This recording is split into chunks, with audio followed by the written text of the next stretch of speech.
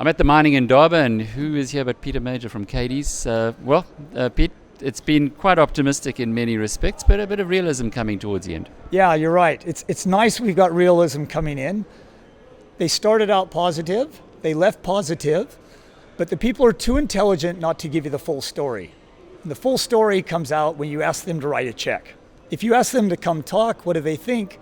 They don't want to hurt your feelings. But when you say, please, will you write a check? Will you leave us some money before you go? Then they have to deal with all the difficult issues. And one of the people who doesn't want to write a check clearly is Ivan Glazenberg. This morning, well-timed news for the mining community that he's going to be unbundling the stake Glencore has in Lonmin. What does that mean?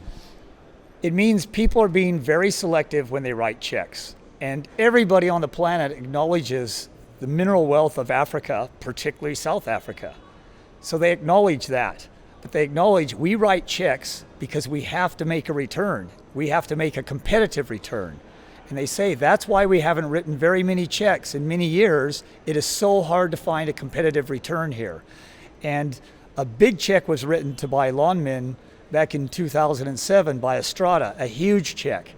It has had devastating losses, unimaginable trouble and problems. So you see it today. It's being sold, I think, for less than 10 cents on the buck because nobody can see a way out of those problems, especially Mr. Glazenberg. And he's giving away the shares to his shareholders who presumably, if they think the way that he does, are not going to be holding on to them for long. Yeah, you hate to compare him with Pontius Pilate handing over Christ, but he's virtually saying, I don't want to make the horrible decision what to do with this, but it doesn't fit into my company, and I don't see how I can continue to hold it in my company, of which I'm the largest shareholder.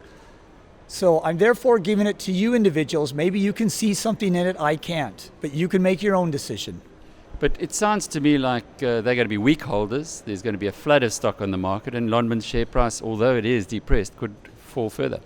I can't see it happening any other way, Alec, because most people that bought Glencore did not buy Glencore for little small holding in a very troublesome platinum company in a place called South Africa. They bought it for large holdings in competitive commodities that Glencore has a big footprint and has control over the pricing and sales of.